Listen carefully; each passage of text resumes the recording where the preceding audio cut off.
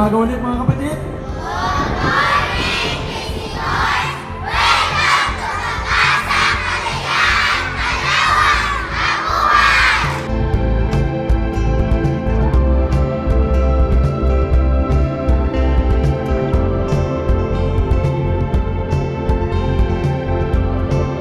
Kuryente, pinabuting ilaw, access sa malinis na tubig, at mas pinahusay na serbisyo pangkalusugan ay malaki ang naitulong sana dito sa pag-angat ng komunidad.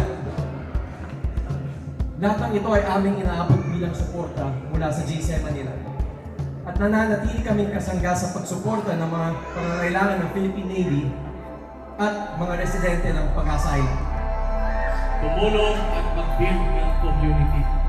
And that is the very reason kung bakit natin pinush na nandito sila.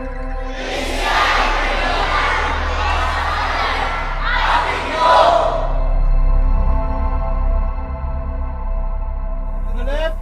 Ready. To the right. Ready. Men's bullet bike.